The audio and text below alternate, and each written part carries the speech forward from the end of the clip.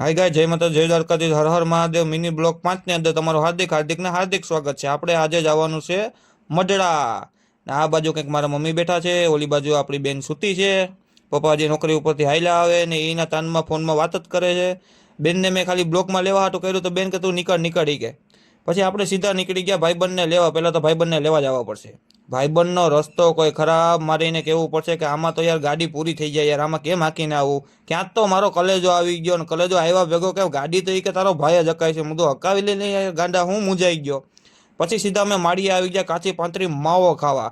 ને રસ્તામાં અમને આ ભાઈની ડ્રાઇવિંગ સ્કિલ જોવા મળી. જોત તો ખરી આડા હાકે, ઓહો કોઈ કલેજો હતો એ તો. પછી સીધા અમે આવી ગયા મઢડા સોનલમાએ.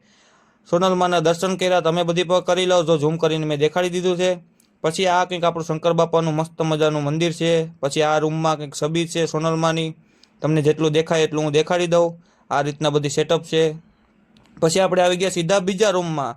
તો આ રીતના સોનલમાની મૂર્તિ છે, અહીંયા બધી ત્રિશુલ છે, એસી પર છે ને આ રીતના પૂજા રૂમ જેવું કામકાજ છે. ને પછી આપણે સીધા આ બાજુ આવ્યો તો આ બાજુ છબી ને બધી હતું, બૂટ ને બધી. તો તમે જોઈ શકો ને, હા હા હા, કોઈ બગલા કોઈ મોજ માંડે, ઓહો બગલા પર બગલા છે હો બાકી. પછી અમે બે ભાઈઓ સીધા આવી ગયા ચા પીવા. તમારા ચા પછી અમે સીધા નીકળી ગયા ઘર તરફ. પછી માળિયા આવીને અમે બે ભાઈઓ ઠપકારી સોડા ને પછી આપણા કલેજાને ઉતારીને બાય બાય કહીને રામ રામ બોલી ને પછી સીધો નીકળી ગયો હું ઘર તરફ, કેમ કે આપણે થતું હતું મોડું.